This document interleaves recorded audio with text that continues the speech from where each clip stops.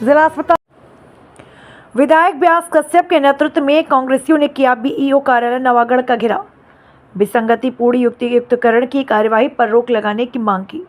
छत्तीसगढ़ प्रदेश Congress committee के आह्वान पर ब्लॉक कांग्रेस कमेटी नवागढ़ के द्वारा शिक्षकों के युक्तियुक्तकरण के विरोध में विकास खंड शिक्षा अधिकारी कार्यालय का घेराव एवं शिक्षा न्याय यात्रा का आयोजन किया गया।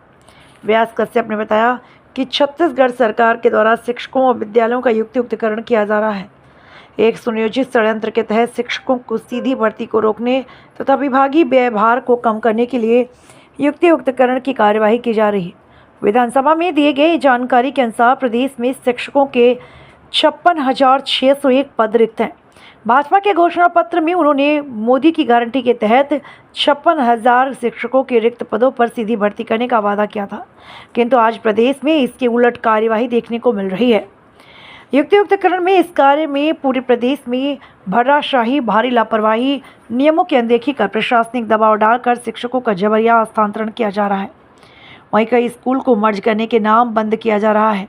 कई जिलों के विकासखंड शिक्षा अधिकारियों को निलंबित किया जाना इस बात का प्रमाण है कि इस कार्य में घोर लापरवाही बरती गई है।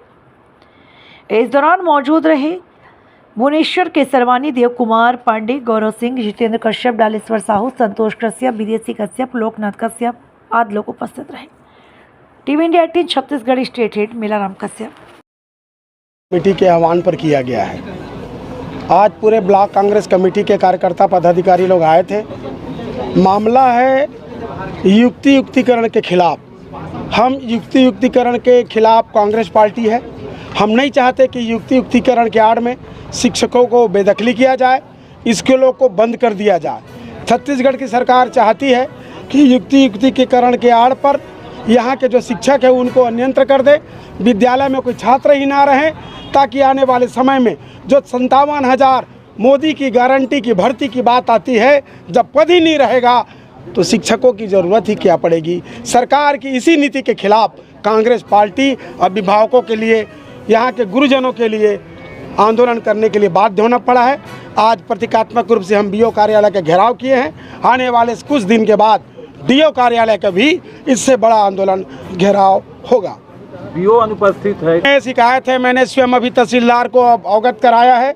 जब हमारी आंदोलन है तो बीओ को यहाँ रहना चाहिए, तो चेहरा तो देखते कि नए नए आए हैं और कितने कितने में क्या क्या सेटिंग करके किस किस शिक्षकों को भगाए और किस किस शिक्षकों को यहाँ रोके हैं। हमने एबीओ को कहा है कि नवागढ़ विकास खंड में जितने लोग इस जिला से बाहर गए हैं और वर्तमान में इस नवागढ़ विकास खंड में कितने पद रिक्त हैं उसकी भी जानकारी हमने चाहिए है, क्योंकि जो हमारी जानकारी है कि इस ज़िले में 113 पद रिक्त है और 109 लोगों को इस ज़िले से बाहर भेजा गया है। अन्यायपूर्ण कार्रवाई बीओ और डीओ के द्वारा छत्तीसगढ़ सरकार की गलत नीति का खामियाजा यहाँ की आम जनता और शिक्षकों को भोगना पड़ रहा है। उसके लिए जिम्मेदार सरकार सहित बीओ और डीओ है, बक्से नहीं जाएंगे। एक एक चीज़ की जानकारी हम लेके रहेंगे।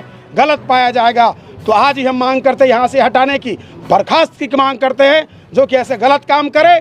और जब हम आ रहे हैं तो ज्ञापन लेने के लिए या हमारी बात सुनने के लिए भी ये तैयार नहीं, और अपने आप को खाली हमारे वीसी है करके भाग जाना, यानी कि उनकी नैतिकता की कमी है जो फेस नहीं कर चाहते, इसीलिए वो फरार हैं। संज्ञान में लिया जाएगा और दंडात्मक कार्रवाई वो सरकार नहीं करेगी तो कांग्रेस पार्टी के कार्यकर्ता करने के लिए हम तैयार हैं। इनके साथ ये शिक्षा न्याय योजना के माध्यम से आज आंदोलन किए हैं और बीओ कार्यालय का हम लोगों ने घेराव किया है। हम लोगों ने ये देखा कि जो जितने भी अभी 55 मंत्री हैं, 56 मंत्री हैं केंद्र में, उनके कितने बच्चे विदेशों में पढ़ रहे हैं ये पता करें आप। यहाँ पे जो मंत्री हैं उनके कितने बच्चे प्राइमरी स्कूल और मिडिल स्कूल के जो शासकीय मिडिल स्कूल हैं या शासकीय प्राइमरी स्कूल या हाई स्कूल उसमें पढ़ते हैं। आमतौर पे ये देखा जा रहा है कि शिक्षा का निजीकरण करने के उद्देश्य से ये लोग इस तरीके की बात कर रहे हैं। पिछले बार जब 15 साल रमन सिंह जी की सरकार थी तो भी 3300 पद और 12,000 शिक्षक कार्यमुक्त किए गए और उनका पद समाप्त किया गया। 3300 स्कूल बंद किए गए। आपको याद होगा कि वहाँ पे जो आउटसोर्सिंग एक शब्द आया जिसमें आरएसएस के लोग भर्ती किए गए, अभी भी उसी तरीके की विधायक जी ने जो कहा वो बात मैं उससे सहमत हूँ। उसी तरीके की कोई प्लानिंग होगी।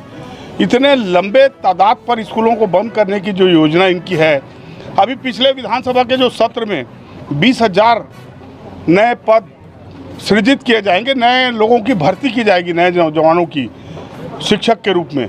ये विष्णुदेव साय जी ने कहा है विधानसभा में। वहाँ पे भी झूठ बोलते हैं। यहाँ 10,000 पद समाप्त कर रहे हैं, उसके बाद वो बोल रहे हैं कि हम 20,000 नए लेंगे।